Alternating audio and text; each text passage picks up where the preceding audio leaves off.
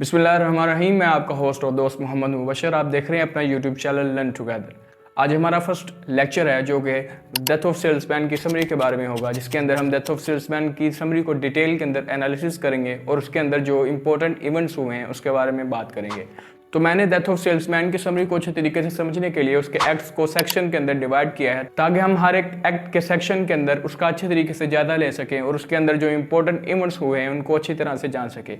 मुझे उम्मीद है कि इन वीडियोस के बाद, इन लेक्चर्स को सुनने के बाद आपको डेथ ऑफ सेल्समैन के बारे में तमाम छोटी बड़ी चीज़ें पता चल जाएंगी और वो आपके लिए इम्तिहान में मददगार साबित होंगी। तो वक्त को ज़ाया किए बगैर चलें लेक्चर शुरू करते हैं। ये डेथ ऑफ सेल्समैन के एक्ट 1 का सेक्शन 1 है। जैसे ही ड्रामे की ओपनिंग होती है हमें विली न्यूमैन का हाउस दिखाया जाता है। ये हाउस किस तरह का है, यानी कि उसका घर किस तरह का है। वो घर बहुत ही छोटा है और वो बहुत बुलंदो बारा इमारतों से घिरा हुआ है। उसके इर्द गिर्द बहुत बड़ी बड़ी इमारतें हैं जो उस घर को घेरे हुए हैं और वो घर बहुत छोटा दिखाई देता है।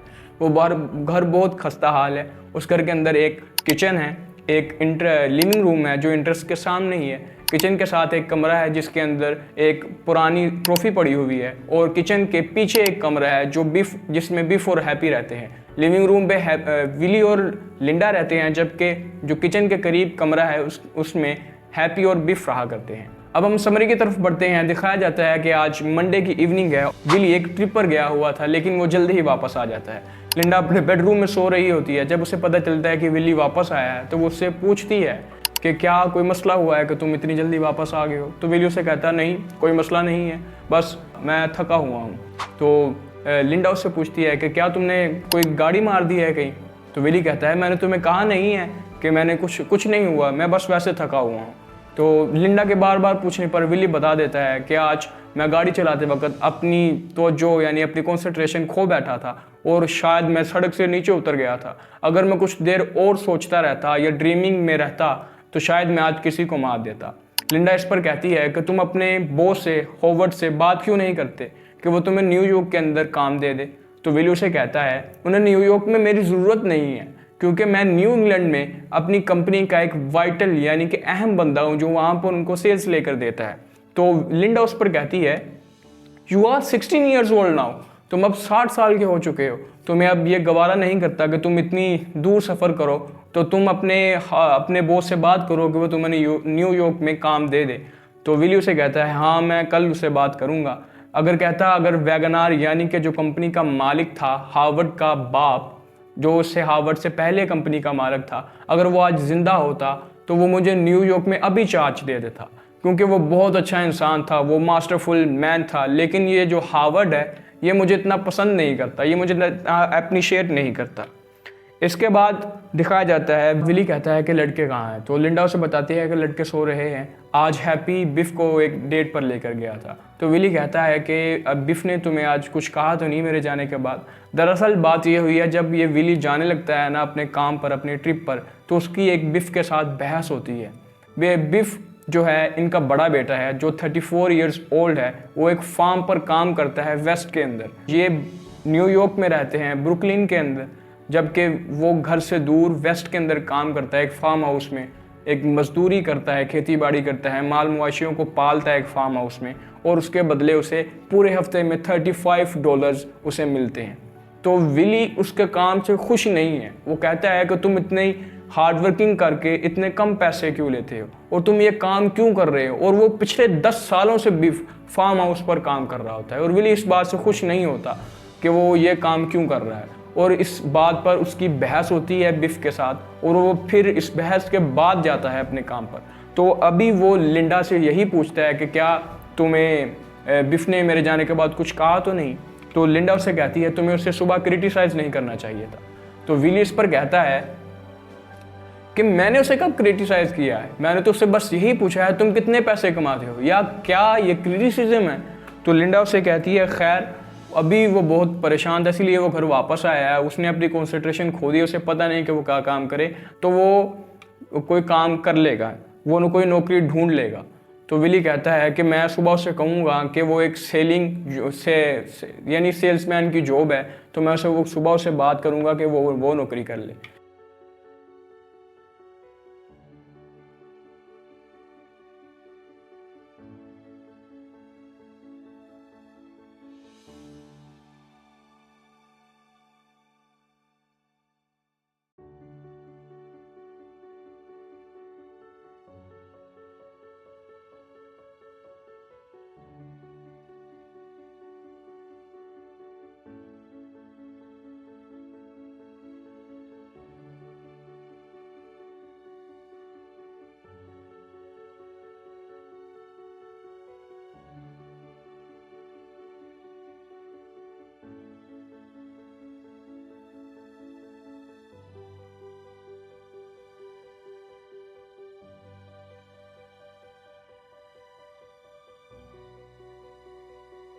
तो जी अब हम बढ़ते हैं सेक्शन 1 के एनालिसिस की तरफ। सबसे पहले बात करते हैं विली लोमैन के हाउस के बारे में। ये हाउस रिप्रेजेंटेशन करता है विली लोमैन के फेलियर की, क्योंकि विली लोमैन पूरे ड्रामा में दावा करता है कि वो बहुत सक्सेसफुल सेल्समैन है, लेकिन अगर वो सक्सेसफुल सेल्समैन होता तो उसकी सेल्स क्या होती, ज़्यादा होती, और जब सेल्स ज़्यादा होती तो उसके पास पैसे भी ज़्यादा होते। लेकिन उसका घर बताता है, क्योंकि उसका घर खस्ता हाल है और ये सारी चीज़ें टूटे फूटा है और छोटा सा घर है, लेकिन एडो साइडो में इतनी बड़ी आलीशान बिल्डिंग्स हैं। अगर विली के पास पैसे होते तो वो उन बिल्डिंग्स में कोई अपार्टमेंट अच्छा सा लेता, अगर नहीं तो उसका घर कोई आलीशान सा होता, क्योंकि वो इतना बड़ा सक्सेसफुल सेल्समैन है। तो उसका घर हमें बताता है कि ये विली अपनी लाइफ में फेलियर का शिकार है। ये कहता तो है वो बहुत सक्सेसफुल सेल्समैन है, लेकिन ये सब कुछ कहना उसका फेक है। और मज़े की बात यह है कि वो जिस घर में रह रहा है वो भी उसका घर नहीं है, बल्कि वो रेंट के घर पर रहता है और उसका रेंट अदा करता है। यानी कि वो इतना अपनी ज़िंदगी में फेल है, अपना एम्बिशन अमेरिकन ड्रीम को अचीव करने में भी नाकाम रहा है अपनी ज़िंदगी में, लेकिन वो कहता रहता है कि मैं बहुत सक्सेसफुल सेल्समैन हूँ। और लेकिन उसका घर इन सारी चीज़ों को रद्द करता है और वो बताता है कि ये फेलियर का शिकार है। ना तो इसके पास कोई पैसा है, ना ये एक मशहूर कोई सेल्समैन है। अगर ये सेल्समैन अच्छा होता तो इसकी सेल्स ज़्यादा होती, इसके पास पैसे ज़्यादा होते और इसका घर अच्छा होता। अब जो दूसरी बात है सेक्शन के अंदर, वो है लिंडा का विली के साथ बिहेवियर। हमें दिखाया जाता है कि ड्रामा का शुरू से ही लिंडा का अपने हस्बैंड के साथ बहुत ही केयरिंग और लविंग रिलेशन है। लिंडा विली की बहुत केयर करती है। जैसा कि ड्रामा के शुरू में जब विली घर वापस आता है तो लिंडा उसको देखने के लिए, उसकी तमादारी करने के लिए लिंडा अपने बेडरूम से उठकर उसके पास जाती है और पूछती है कि तुम आज इतनी जल्दी क्यों आ गए। अब दूसरा जो अहम वाक़या होता है, और जब वो सारी बातें कर रहे होते हैं कि मैं आज थका हुआ था तो इसलिए मैं आज जल्दी घर वापस आ गया हूँ, तो उस वक्त लिंडा उसकी सोक्स उतार रही होती है, जो हमें दिखाता है कि वो उससे कितना, यानी कि उसकी कितनी केयर करती है। और जब वो उससे कहता है कि मैं बहुत थकावट का शिकार हूँ, I am tired to the death, तो वो उससे कहती है कि मैं तुम्हें एस्पिरिन की टैबलेट देती हूँ तो शायद वो तुम्हारी उससे दर्द कम हो जाए। ये भी हमें क्या शो करता है, लिंडा का केयरिंग बिहेवियर विली की तरफ। और अब फिर आगे एक और बात मैं आपको बताता हूँ। जब विली उससे कहता है कि खाने के लिए क्या है, तो लिंडा खुद कहती है मैं तुम्हारे लिए सैंडविच बना लाती हूँ।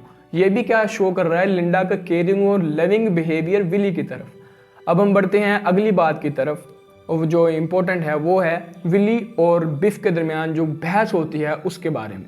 विली और बिफ के दरमियान बहस इस बात पर होती है, विली कहता है कि बिफ जो काम कर रहा है जो फार्म हाउस पर, वो ठीक नहीं है। विली उसे ठीक नहीं समझता, क्योंकि विली के नज़दीक money is equal to success, और बिफ इतने अच्छे पैसे नहीं कमा रहा होता, जिसकी वजह से विली उससे नाखुश होता है।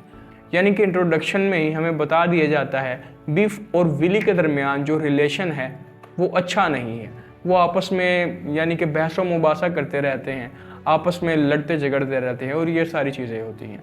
अब हम बढ़ते हैं अगले एक और इवेंट की तरफ, और वो ये है कि विली ने ड्राइविंग के दरमियान अपनी कंसंट्रेशन कैसे खोई है।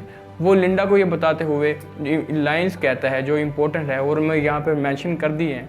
वो कहता है लिंडा को, I was driving along, you understand, कि मैं गाड़ी चला रहा था, and I was fine, I was even observing the scenery, और सब कुछ ठीक था, हत्ता कि मैं जो सीनरी होती है सड़क के आइडो साइडो पर, मैं उसे देख रहा था। You can imagine it's so beautiful up there Linda, the trees are so thick and the sun is warm.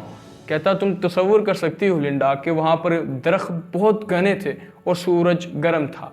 And then I open, वो कहता है I open the windshield and just let the air warm bath over me.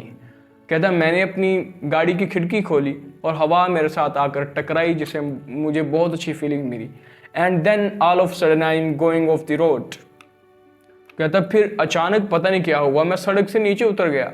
I am telling you I absolutely forget I was driving, कि मैं कहता है मैं तुम्हें बता रहा हूँ मैं भूल गया कि मैं ड्राइविंग कर रहा था। आगे कहता है if I don't have gone the other way over the white line I might have killed somebody. वो कहता है कि अगर मैं वाइट लाइन यानी कि सड़क के साइडों पर जो वाइट लाइन होती है, अगर मैं वहाँ पर वापस ना आता तो शायद आज मैं किसी को मार देता।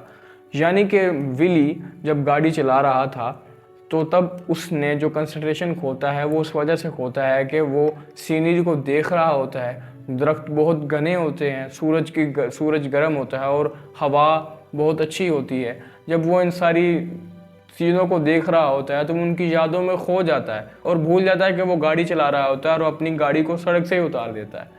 तो ये सारी चीज़ें इस सेक्शन के अंदर इंपॉर्टेंट थी जो मैंने आपसे डिस्कस की है। उम्मीद है आपको लेक्चर पसंद आया होगा। अगर आपका कोई सवाल रहता है तो आप कमेंट सेक्शन में नीचे पूछ सकते हैं। बहुत शुक्रिया।